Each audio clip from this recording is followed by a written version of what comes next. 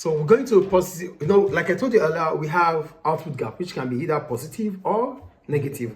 We call it a positive output gap because the economy is operating above the trend level or the trend level real GDP. And we call it a negative output gap because the economy is operating below the trend level. I think that point is clear. So now, since output gap simply means that the economy is above the trend level, then we can represent the graph through this way. This is the graphical representation of the trend level. So here we are operating above. This is the short-term aggregate supply curve. This is equilibrium, but the economy is here. So the point is that when the economy, we are operating at OY2, further than LRAS. The long run aggregate supply is here. The long run aggregate supply, this is our long run aggregate supply. This is where the economy is, but the economy is operating above it. So there's a positive output gap here. This is a positive output gap. This is what we call positive output gap. I think it's clear. So for positive output gap, here I wrote, the graph above indicates that the long run equilibrium output of the economy is at 0y1. That's where the long run equilibrium output is. But, however, the short run equilibrium is higher. The short run equilibrium is at 0y2. So that means we are operating more than our capacity. So that is a positive output gap. Do you understand what positive output gap is here? So this situation would be is a situation that is not ideal according to what we say, because a positive output gap will bring about cost push inflation and demand pull inflation, and both of them will lead to recession. So that means we have to solve this problem of positive output gap. So how do we solve it? This situation will be fueled either through long run economic growth, which will move the long run aggregate supply curve towards 0y2. So we have to solve this issue. So to solve it, we have to move our long run aggregate supply curve towards the short run aggregate supply curve, towards the equilibrium. So that means we're going to talk about LRAS1 going to LRAS2. So that's the first situation. We are talking about filling the positive output gap. To fill it, we have to shift, the long run aggregate supply curve has to shift towards equilibrium at 0y2. That's the first point. Or recession, which will shift the aggregate demand downwards. Or we have recession. And if we have recession, it will mean that the AD curve will shift leftward from Y2 to Y1. Okay. Do you get it or not? Yeah, I get it. With recession, aggregate demand is expected to fall. So if aggregate demand falls, it affects the AD curve. So the AD curve will shift leftward towards the LRAS. Okay. So it's either we move the LRAS curve to the right, or we shift the AD curve to the left. Okay. That would fill up the positive output gap. I think the point is clear. Yes. Okay. So that is about positive output gap. Any question about positive output gap? No. Okay. So for the central bank now, what can the central bank do to ensure that aggregate demand reduces? The central bank may raise the interest rate to reduce aggregate demand in order to reduce demand pull inflation.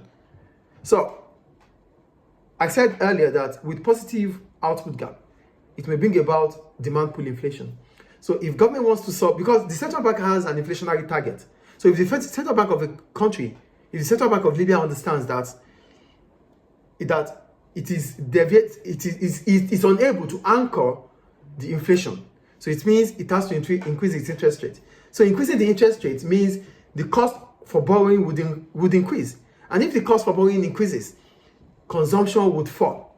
Demand pull inflation would reduce. Mm-hmm. Do you get the point here? On the other hand, as soon as the central bank does that, if it doesn't change the positive output gap, then workers would have to ask for a wage negotiation to meet up with the increasing demand, with the increasing inflation rate. Get the point here. If the central bank tries to solve the problem and it's unable to be solved, it means inflation continues to rise over time. Yes or no? So if inflation continues to rise, workers will demand for an increase in wage. We call it indexation.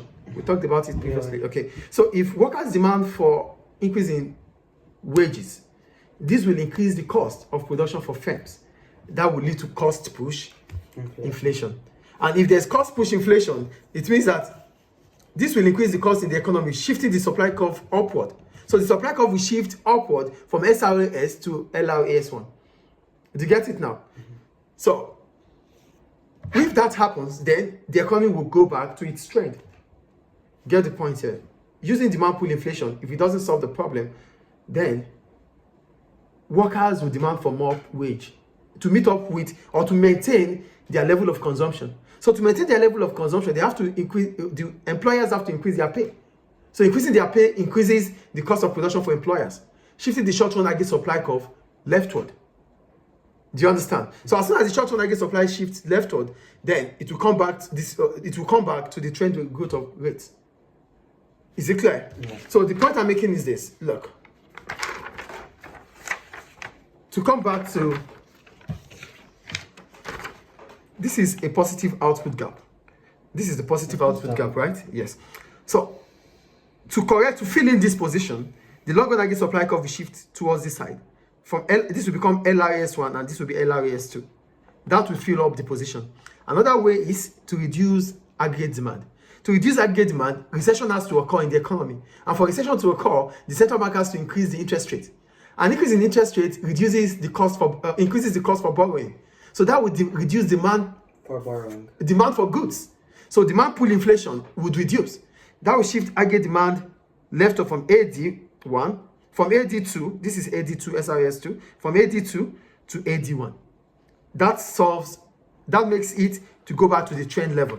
Yes or no? Yeah. That's the second point. The third one is that as soon as government tries to reduce this, if it doesn't solve, if aggregate demand does not stop reducing, inflation continues to rise over time. Workers will demand for higher wages. As soon as workers demand for higher wages, it will shift the supply curve leftward because the cost of production would rise. And if the cost of production rises, the short-run aggregate supply curve will shift upward or leftward from SRAS2 to SRAS1. And that will mean that the economy will go back to its trend level. That is how to solve it. So we can solve it by increasing our long-run aggregate supply, reducing the aggregate demand, or reducing the short-run aggregate supply. I think positive output gap is clear. Any question about that? No. Good.